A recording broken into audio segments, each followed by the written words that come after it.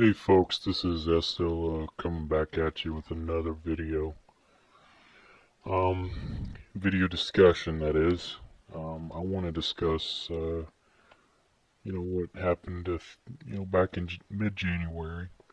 Um, there's some evidence out there that some of these crackpots out there, as you would call them, were maybe not so crazy after all. What I'm referring to is what's called Planet X. So Planet X has been called Nemesis. It's been called Nibiru by some of the more outrageous theories out there.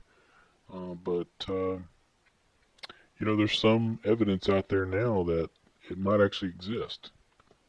And what I mean by planet, it's not going to be like a dwarf planet like Sirius or any, like Pluto's qualified as a dwarf planet now.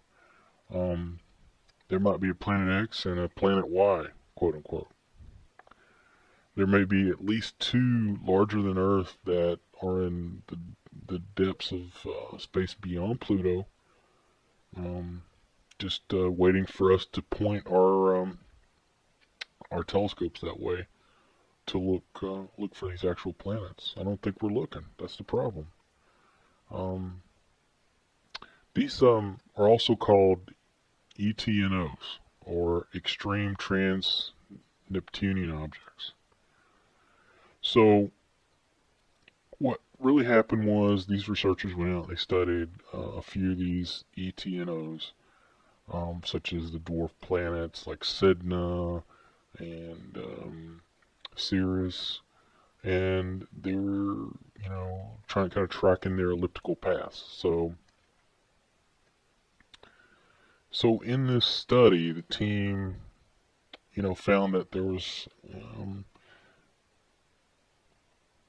that their orbits are really different than what you'd call traditional orbits of the other planets.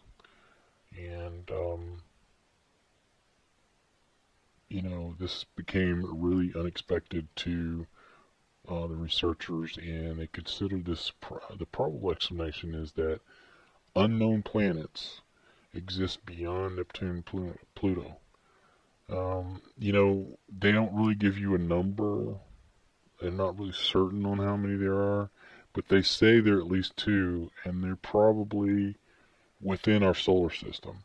And, the confines and the definition of our solar system is ever changing, because we realize there is a area outside of our solar system that still has bodies and asteroids, comets that are enthralled by our sun, by our soul, and that there's still more out there. It could be these planets were swept away by the orbital disjunctions of Jupiter, which I'll discuss in another video. But this is real evidence that there are other forms out there. But how does this kind of add up to disclosure? Well, from my standpoint, it's, we keep discovering these things that other scientists that are considered to be crackpots or crazy have claimed all along. So now we just continue to have this trickle effect. This information's trickling out. So it just leads me to believe they're just not telling us the whole story.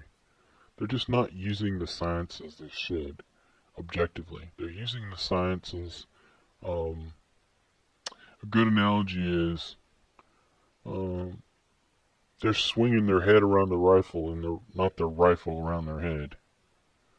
They're swinging the way that they want to swing to make things work for them and their theories. They don't want to look bad. All these guys have written papers, and now they're going to write papers that things are a little different. So it's embarrassing.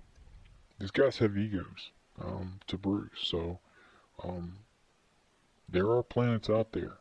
Of course, these orbits are not going to be these traditional orbits that we see in our solar system. They're going to have probably some wobbles. There might be planets out there that only come about every 500 to 1,000 years. Who knows? So,